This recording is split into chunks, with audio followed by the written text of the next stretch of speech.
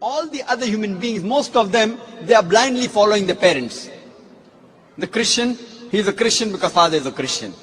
The person is a Hindu because father is a Hindu. Most of the Muslims are Muslims because their fathers are Muslim. This atheist is thinking, his father, his parents may be religious, but he does not believe in the gods which his parents worship. Most of the atheists, we realize, have become atheists because they believe in science and technology. These people think that science is advanced so much, we don't require any scripture, we don't require any religion, etc. The first question I ask to the atheist is that suppose there is an equipment, there is a machinery which no one in the world has ever seen before. If it's bought in front of you, if it's bought in front of the atheist, and if we ask the question to him, that who will be the first person who will be able to tell you the mechanism of this machinery or this object, what can be his reply? What can he reply? Suppose a machinery who no one in the world has seen, if it's brought in front of the atheist, and he's asked the question, who will be the first person who will tell you the mechanism of this machinery or object? The reply the atheist will give you is the first person who will tell you the mechanism is the manufacturer. Some may say the creator, some may say the inventor, some may say the producer. Whatever they say, it will be somewhat similar. Either they say the creator, the manufacturer, the producer, the inventor. It will be somewhat similar. Just keep it at the back of your mind. Then ask him the next question. That how did our universe come into existence? So the atheist will tell us that initially there was a primary nebula. Then there was a big bang. There was a secondary separation which gave rise to galaxies, the sun, the moon, and the earth on which we live. This we call as a big bang. When did you come to know about this creation of the universe? So he will tell you, about 30-40 years back, the scientists that discovered this. You ask him the question, but what you're talking about the Big Bang is already mentioned in the Quran, in Surah Anbiya, chapter number 21, verse number 30, which says, Avalam yaral lazina kafaru. Do not the unbelievers see, Anna samawati wal arda, kanat ratkan fastaknahuma, that the heavens and the earth were joined together and we clove them asunder. What you're talking about the Big Bang is already mentioned in the Quran 1400 years ago. Who could have mentioned that? So the atheist will say, maybe it's a fluke. No problem. Don't argue with him. You continue.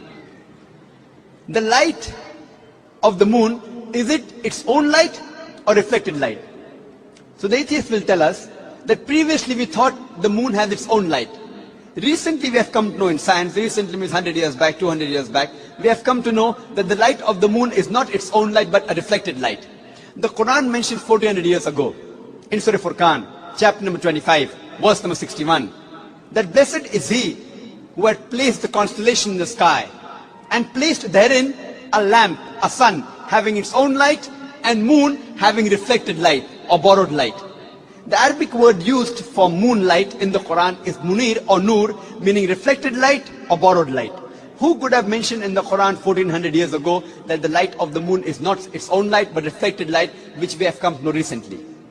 The atheist may say, your Prophet Muhammad, peace be upon him, maybe he was an intelligent man.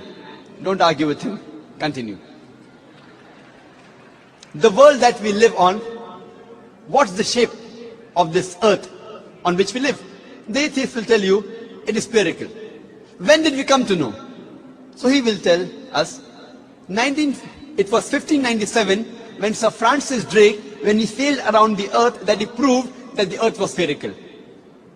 But the Quran says 1400 years ago, in Surah Naziyat, chapter number 79, verse number 30, Wal arda ba'da zalika dahaha.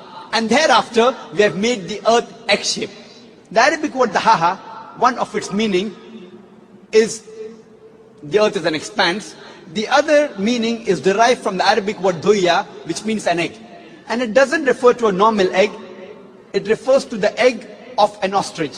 And we know the world is not completely round like a ball, but it is geospherical in shape. It is starting from the pole. And if you analyze the shape of the egg of an ostrich, that too is geospherical in shape. Who could have mentioned 1400 years ago that the shape of the earth is geospherical?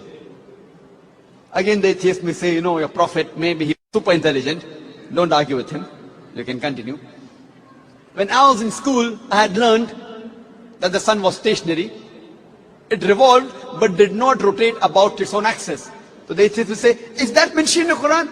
I say, no, that is what I learned in school. When I passed my school in 1982, approximately 12 years back, I had learned the sun was stationary, did not rotate about its own axis.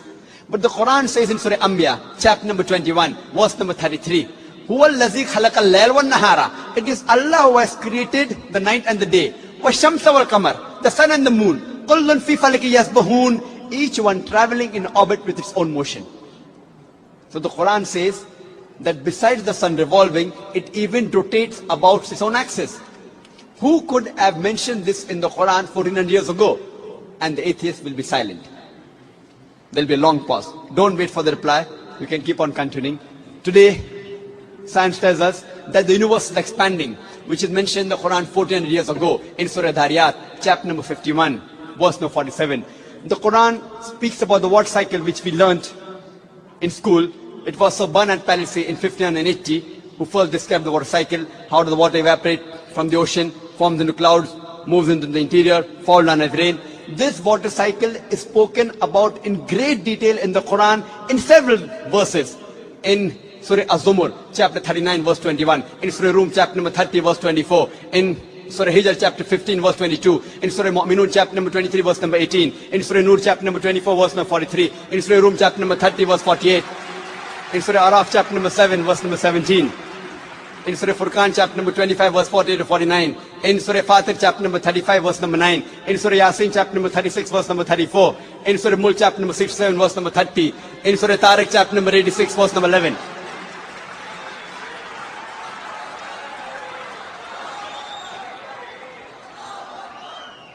There are hundreds of verses in the Quran which only speak about the water cycle which science has discovered recently. We can keep on talking that today we have come to know that the plants have got sexes which we did not know earlier. Quran says in Surah Taha, chapter number 20, verse number 53, that the plants have got sexes, male and female. Today we have come to know that there are two types of water, sweet and salty.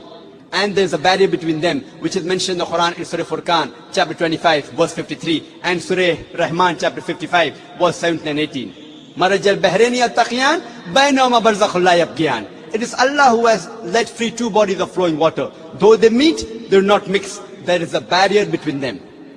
Today science tells us that it is the mountains which prevent the earth from shaking, which is mentioned in the Quran 1400 years ago in Surah Naba, chapter number 78, verse number 6 and 7.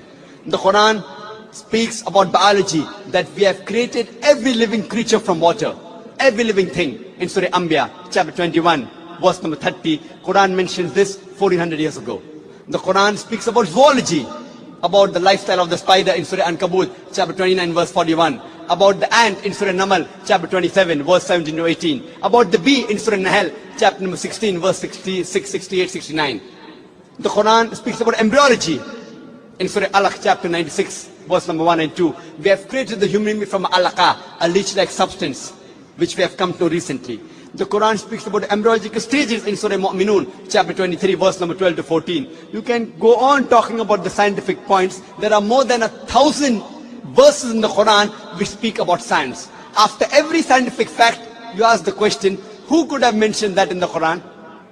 The only reply the atheist can give you is the creator, the cherisher, the manufacturer, the inventor, the producer. This creator, this manufacturer, this producer, this inventor, we Muslims call him as Allah.